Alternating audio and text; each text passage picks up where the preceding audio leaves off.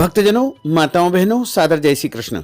हमारे YouTube channel में आप सभी का बहुत बहुत स्वागत है। मैं हूं आपके साथ आचार्य धर्मेंद्र शास्त्री। सबसे पहले आपको और आपके पूरे परिवार को शीतला सप्तमी, शीतला अष्टमी की बहुत बहुत शुभकामनाएं एवं बधाइयां। शीतला माता का भरपूर आशीर्वाद आप सभी के परिवार पर, आप सभी के जीवन पर सदैव बना रहे। आप सभी शीतला माता की कृपा से सुखी रहें, स्वस्थ रहें, व्यस्त रहें और मस्त रहें। निरंतर उन्नति तथा प्रगति को प्राप्त करते रहें। आज हम आपको बताने जा रहे हैं कि इस बार शीतला सप्तमी का पूजन आपको कब करना है, बासोड़ा का पूजन आपको कब करना है एवं शीतला अष्टमी का पूजन आपको कब करना चाहिए तथा शीतला माता के पूजन में कौन कौन से विशेष नियमों का पालन करना चाहिए। इस वर्ष रंग पंचमी के बाद आने वाली सप्तमी तिथि पर शीतला माता का विशेष पूजन अर्चन किया जाता है। कुछ भक्तजन, माताएं, बहनें शीतला अष्टमी का पूजन करते हैं और इस अवसर पर माताएं अपने पुत्र की लंबी आयु के लिए, उत्तम स्वास्थ्य के लिए शीतला माता का पूजन करके व्रत भी रखती है। शीतला माता भगवती जगदंबिका दुर्गा का ही एक स्वरूप है। इस दिन सभी भक्तजन, माताएं शीतला माता का पूजन करके उन्हें ठंडा या बासी भोजन का भोग लगा करके उसको ही प्रसाद रूप में ग्रहण करते हैं। अधिकतम परिवारों में इस दिन परिवार के सभी लोग माता शीतला की उपासना करते हुए बासी भोजन का सेवन करते हैं तथा इस दिन पूजन से पूर्व गैस अथवा चूल्हा न जलाने की परंपरा आज तक चली आ रही है। इस दिन घर की सभी माताएं, बहनें अपने बच्चों के उत्तम स्वास्थ्य के लिए, उनकी सलामती के लिए पूर्ण श्रद्धा एवं विश्वास के साथ माता शीतला का पूजन करके परिवार की सुख समृद्धि तथा बच्चों के उत्तम स्वास्थ्य को लेकर माता से प्रार्थना करती है। कई घरों में, परिवारों में यह व्रत पुरुषों के द्वारा भी किया जाता है, जिसे पुरुष भी शालीनता के साथ पालन करते हैं। इस पर्व पर घरों में गर्म भोजन नहीं बनाया जाता है, बल्कि जो बासी भोजन का भोग लगाया जाता है उसका ही प्रसाद ग्रहण किया जाता है। शीतला सप्तमी या शीतला अष्टमी से एक दिन पूर्व विभिन्न पकवान बना करके शीतला माता को भोग लगाने के लिए तैयार करके अगले दिन उन्हें, यदि आपके घर परिवार में शीतला सप्तमी के पूजन की परंपरा है तो उस दिन भोग लगाया जाता है, या आपके परिवार में शीतला अष्टमी की पूजन की परंपरा है तो उस दिन भोग लगाया जाता है। और जो भोग माता को लगाया जाएगा वह ठंडा और बासी होता है तथा उसको ही पूरा परिवार प्रसाद के रूप में ग्रहण करता है। शीतला सप्तमी या अष्टमी के दिन सुबह जल्दी उठ करके प्रातःकालीन वेला में ही शीतला माता का ध्यान करें। शीतला सप्तमी के दिन या अष्टमी के दिन व्रती को प्रातःकालीन कर्मों से निवृत्त होकर के स्वच्छ व शीतल जल से स्नान करना चाहिए। इस दिन गर्म पानी से नहीं नहाया जाता है। स्नान के बाद शीतला माता के सामने संकल्प लेना चाहिए। आप बोलिएगा कि मम ग्रहे शीतला रोग जनितो उपद्रव प्रशमन पूर्वक आयुर आरोग्य ऐश्वर्याभिवृद्धये शीतला सप्तमी या शीतला अष्टमी व्रत कर्माहम करिष्ये। इस संकल्प के बाद विधि विधान से सुगंध युक्त गंध व पुष्प आदि से माता शीतला का पूजन करें। सप्तमी के दिन माताएं शीतला के पूजन के लिए एक दिन पूर्व ही सारी तैयारियां कर लेती है और इसके लिए मीठे चावल, हल्दी, चने की दाल और लोटी में जल लेकर के उनका पूजन करती है। ओम ह्रीं श्रीं शीतलाय नमः निम्न मंत्र का उच्चारण करते हुए शीतला माता को सबसे पहले जल अर्पित किया जाता है और उसकी कुछ बूंदें अपने ऊपर भी डाली जाती है। जो जल चढ़ाएं और चढ़ाने के बाद जो जल बहता है उसमें से थोड़ा जल लोटे में ले ले। यह जल पवित्र होता है। इसे घर के सभी सदस्यों के ऊपर छिड़कना चाहिए तथा अपने नेत्रों से लगाना चाहिए। थोड़ा जल घर के हर हिस्सों में छिड़कना चाहिए। इससे परिवार एवं घर में जो है सुख शांति समृद्धि आती है। इसके बाद शीतला माता के लिए जिस दिन आपको पूजन करना है उसके एक दिन पहले आप भोजन बनाएं, खाद्य पदार्थ तैयार करें। उसमें विशेष रूप से जो है पूड़ी बनाई जाती है, सादी पूड़ी, मीठी पूड़ी, गुंजिया, मेवे, मिठाई, दाल भात, शक्करपारे, मीठे शक्करपारे, चरके शक्करपारे और अन्य कई प्रकार के शुद्ध सात्विक भोग तैयार किए जाते हैं। लेकिन ध्यान रखें, जो भोग आप तैयार कर रहे हैं उसे शुद्ध और पवित्र अवस्था में ही आपको एक दिन पहले बनाना चाहिए। और कोई भी भोग की सामग्री आपको झूठा नहीं करना है, उसमें झूठे हाथ नहीं लगाना है तथा इसमें लहसुन प्याज का उपयोग बिल्कुल नहीं करना चाहिए। और एक दिन पहले ही भोजन तैयार कर लिया जाता है। उसके बाद अगले दिन सुबह जल्दी उठ करके ब्रह्म मुहूर्त में स्नान आदि से निवृत्त होकर के शीतला माता का पूजन अर्चन किया जाता है।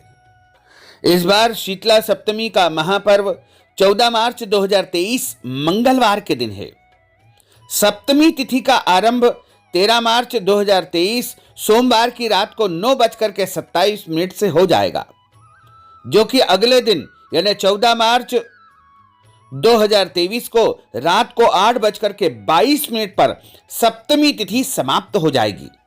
इस प्रकार सूर्योदय व्यापिनी प्रातः व्यापिनी जो शीतला सप्तमी रहेगी वो 14 मार्च 2023 मंगलवार के दिन ही रहेगी। और जो भक्तजन माताएं बहनें शीतला सप्तमी का पूजन करते हैं उनको इसी दिन शीतला माता का पूजन अर्चन करना चाहिए। तथा जिन घरों में परिवारों में शीतला अष्टमी का पूजन किया जाता है तो शीतला अष्टमी तिथि का आरंभ 14 मार्च 2023 की रात को 8:22 से हो जाएगा, जो कि 15 मार्च 2023 की रात्रि को 6:45 पर अष्टमी तिथि समाप्त हो जाएगी।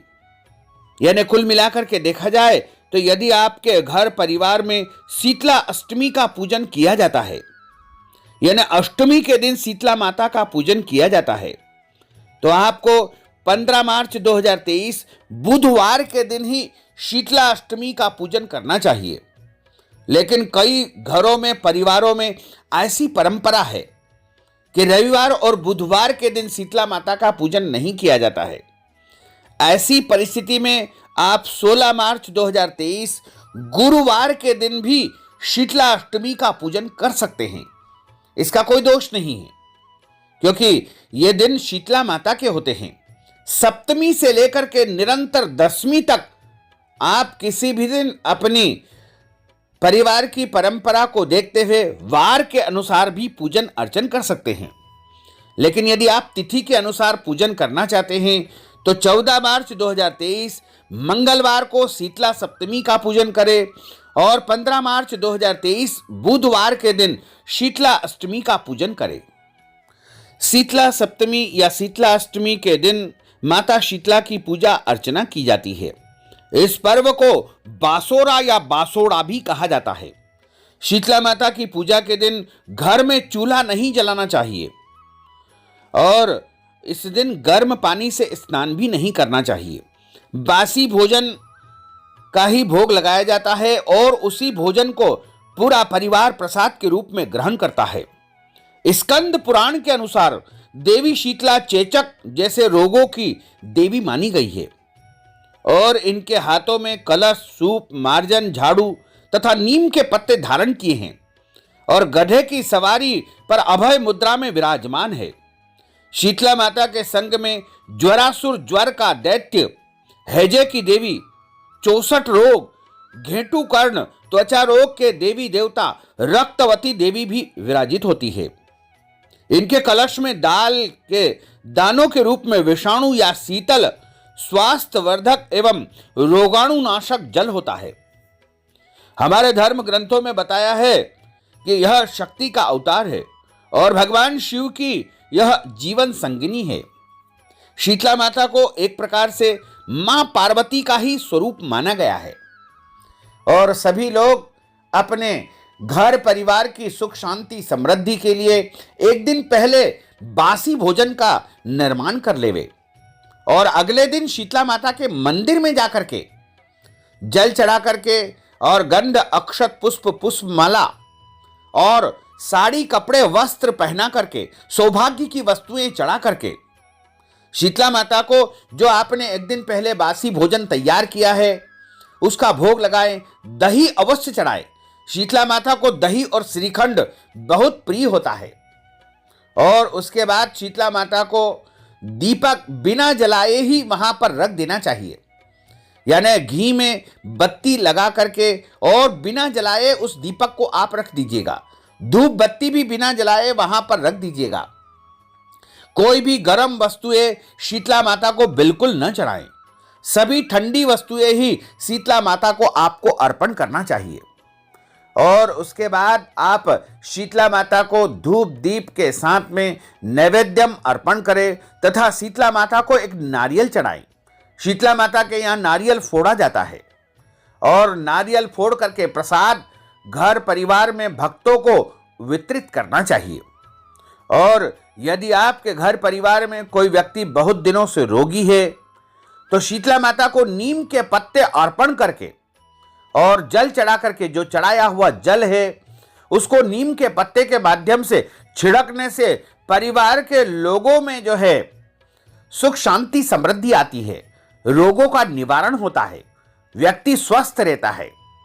और यदि आपको त्वचा संबंधी कोई बहुत ज्यादा रोग है तो शीतला माता को घी चढ़ा करके वही प्रसादी घी अपने शरीर के ऊपर लगा लेना चाहिए।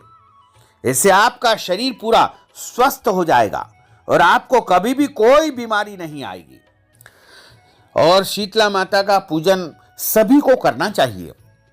तो भक्तजनों, माताओं बहनों, आप अगर यदि हमारे माध्यम से शीतला माता का पूजन अर्चन करवाना चाहते हैं, शीतला सप्तमी या शीतला अष्टमी पर अपनी ओर से शीतला माता का विशेष पूजन अर्चन करना चाहते हैं, अपने परिवार की सलामती के लिए आप शीतला माता का पूजन हमारे द्वारा संपन्न करवाना चाहते हैं, तो आप इस हेतु अपना नाम और गोत्र हमें व्हाट्सएप के माध्यम से भेज दीजिएगा तथा इस हेतु नगद राशि हमारे फोन पे, पेटीएम या गूगल पे के माध्यम से भेज करके या अकाउंट नंबर के माध्यम से भेज करके शीतला सप्तमी या शीतला अष्टमी का महापुण्य आप प्राप्त कर सकते हैं। साथ ही आपसे अनुरोध है कि हमारे इस ज्ञानवर्धक वीडियो को अधिक से अधिक लोगों को शेयर करिएगा, लाइक करिएगा, कमेंट करिएगा। और यदि अभी तक आपने सब्सक्राइब नहीं किया है तो अभी और इसी समय सब्सक्राइब अवश्य कर लीजिए। आपको और आपके पूरे परिवार को सादर जय श्री कृष्ण, सादर धन्यवाद।